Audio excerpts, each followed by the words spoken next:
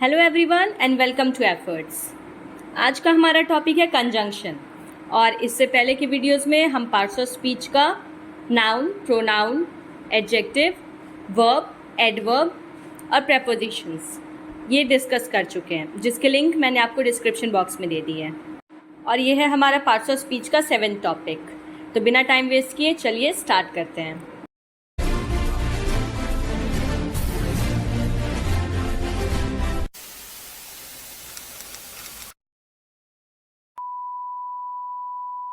ये बहुत ही छोटा सा एकदम बाबू जैसा टॉपिक है, ठीक है, बहुत ही सिंपल, इजी।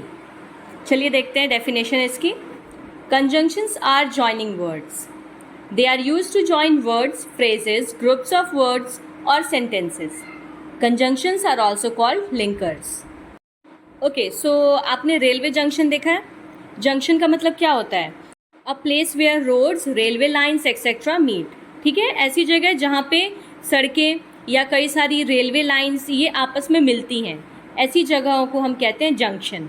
तो कंजंक्शन का सीधा मतलब है ऐसे शब्द जो कई सारे शब्दों को, फ्रेजेस को या शब्दों के समूह को या कह लीजिए सेंटेंसेस को आपस में जोड़ते हैं। ठीक है, उन शब्दों को हम कहते हैं कंजंक्शन।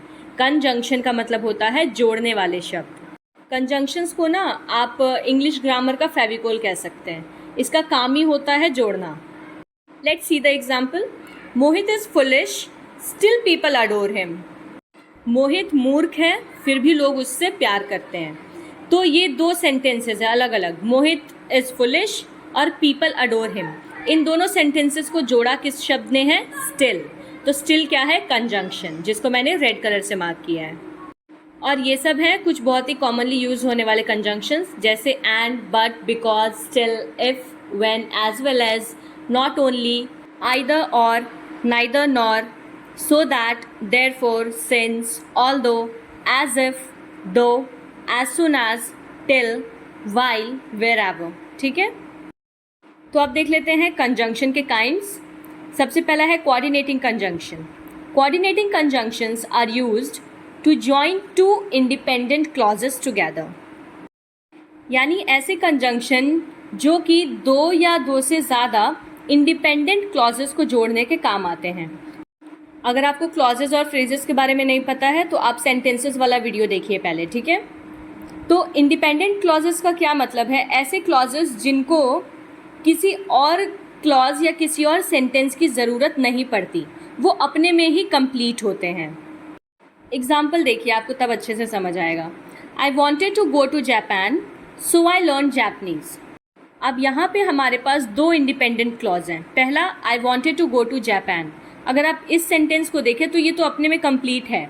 अगर मैंने कहा कि मैं जापान जाना चाहती थी, तो ये ऑलरेडी कंप्लीट है। इसके आगे अगर मैं कोई और स्टेटमेंट ना भी जोड़ूँ तो भी ये सेंटेंस अपने में कंप्लीट लग रहा है। और वही हमारे पास दूसरा क्लॉज है, आई लर्न जापनीज़। अगर मैं सिर्फ इतना भी कह रही हूँ, आई लर्न जापनीज़, मैंने जापनीज़ सीखी, तो ये भी ऑलरेडी कंप्लीट लग रहा है। मतलब ऐसा नहीं लग रहा ना कि इस सेंटेंस में और भी किसी शब्द की या और भी किसी एक्स्ट्रा स्टेटमेंट की ज़रूरत है। ये कंप्लीट है। तो हमारे पास दो इंडिपेंडेंट क्लॉजेज हैं जिनको जोड़ने के लिए हमने सो वर्ड का यूज़ किया है। तो यहाँ पे जो सो है वो क्या है? कंजंक्शन है। मैं जापान जाना चाहती थी, मैंने जापानीज़ सीखी। अब इसको जोड़ के क्या बनेगा? मैं जापान जाना चाहती थी, इसीलिए मैंने जापानीज़ सीखी। ठीक है, इसीलिए यानी सो, ये कंजंक्शन है।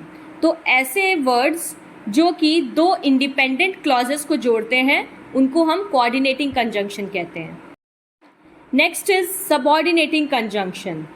Subordinating conjunctions are used to join a dependent clause to an independent clause.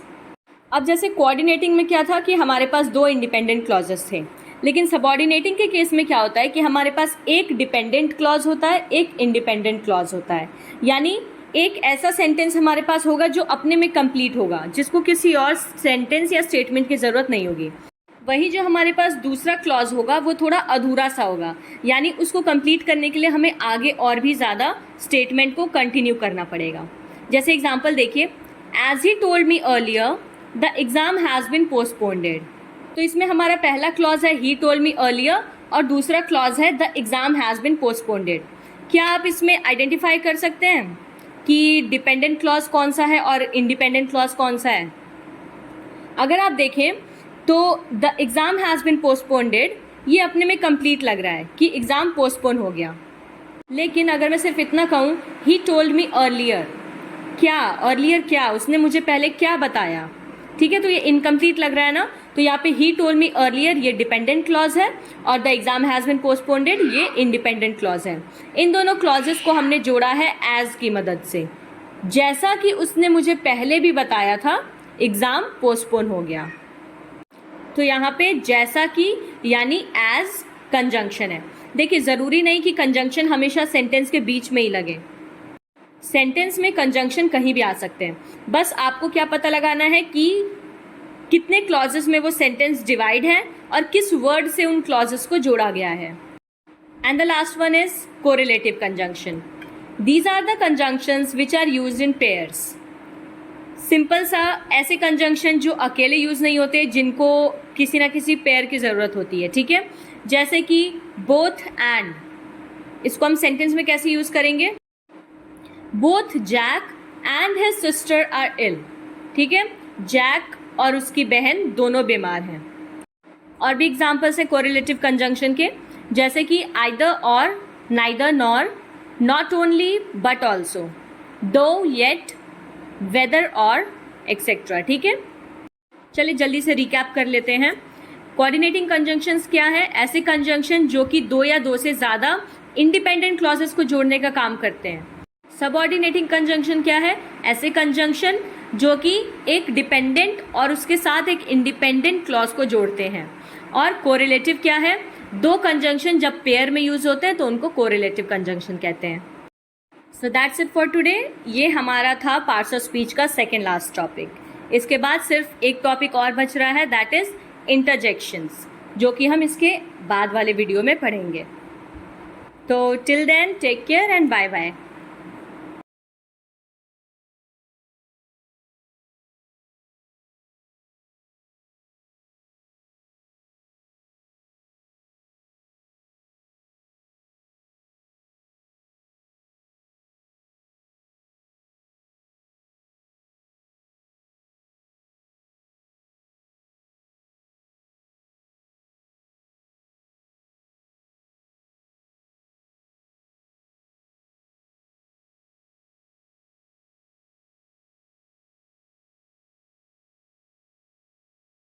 बस ख़त्म, आगे कुछ नहीं है। ये मैंने ऐसी वीडियो को लंबा करने के लिए खींच दिया है। So you may leave now.